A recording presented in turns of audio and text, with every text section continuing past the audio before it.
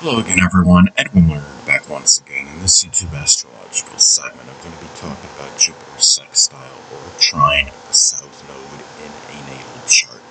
Now, some of you may remember when I first started my YouTube astrology channel, I did a series on the aspects in the natal chart. They were a little bit concise, and some people may refer to them as snappy, so what I decided to do is make another series on them in which the videos would be a little bit longer and more descriptive. So anyway, first thing up is if you have Jupiter sextile or trine the south node in a natal chart, one way it may manifest is that you may very easily be able to express exuberance and enthusiasm, which is Jupiter, in activities that are connected with your past, which is the south node.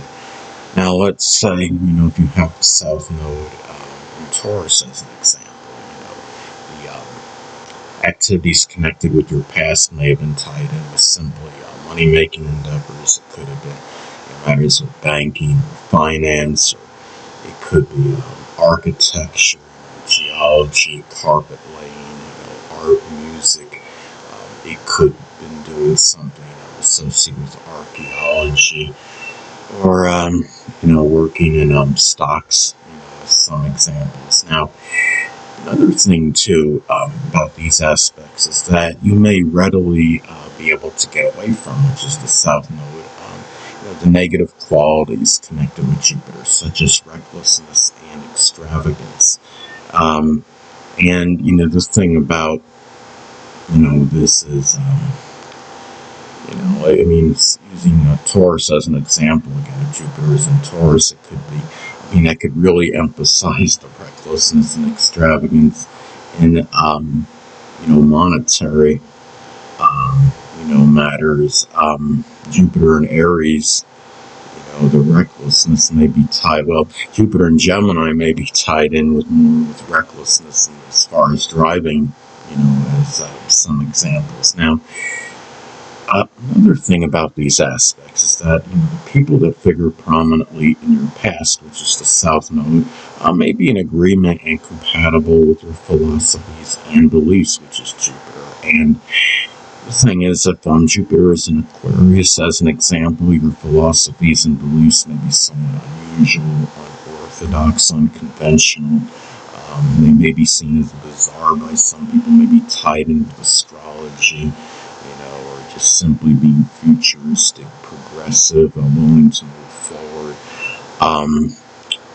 Jupiter and Aries can have pioneer, maybe the philosophies and belief system may be tied in, with just having little hesitation or procrastination, taking action quickly matters, being aggressive, assertive, and forceful, as some examples. Now, another thing too is that you may be able to express humor, which is Jupiter, with those people easily. The people again that were prominent in your past. Now, Jupiter is in Taurus as an example. That humor may be somewhat, bawdy.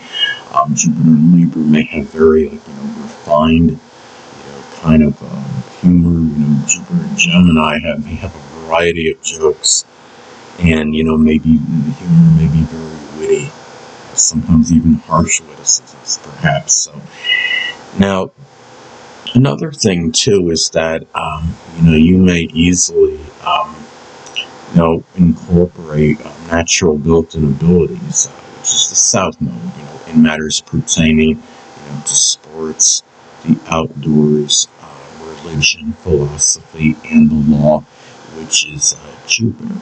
Now, if you have the south node in Gemini, there may be some natural built-in abilities that are tied in with dexterity, and you may be able to bring that into matters with sports and being able, whether it's catching a football or a baseball or what have you, it could be beneficial to that. And that is as an example. Now, let's say and also the south node in Gemini may have be natural abilities, maybe tied in with communication skills, being eloquent, verbose, and that eloquence can be incorporated easily, with matters as some examples, with religion, being able to speak on religious matters, or even the law. If one is, say, is an attorney, as an example. Now, another thing, too, is that as far as Jupiter's sextile or trine the South Node, how it may be expressed in a natal chart, is that Jupiter-related people may be beneficial in what you're naturally proficient in, which, again, is the South Node. And, whether it's helping out monetarily, in those matters that you're naturally proficient in, say if you have a career, or business that's tied in what you're naturally good at, or they're just happen to be there helping you, develop. It could be the development of those qualities as well, where those Jupiter-related people can be beneficial. And, Jupiter-related people, again, can cover a number of persons, whether it's, in-laws, foreigners, people that are involved in sports, religion, philosophy, the law, outdoors, publishers, advertisers, as some examples. And if the South Node, say is in Pisces, what you may be naturally proficient in, could be tied in with poetry, dancing, photography, chemistry, something with illusions such as, magic doing magic tricks, or even metaphysical, which includes astrology. Even spirituality can be included. So, as some examples. Now, another thing about these aspects is that you may be optimistic, which is Jupiter, without being overconfident or over-optimistic, and going away, from the energy that may be affecting you to your detriment, which is the South Node.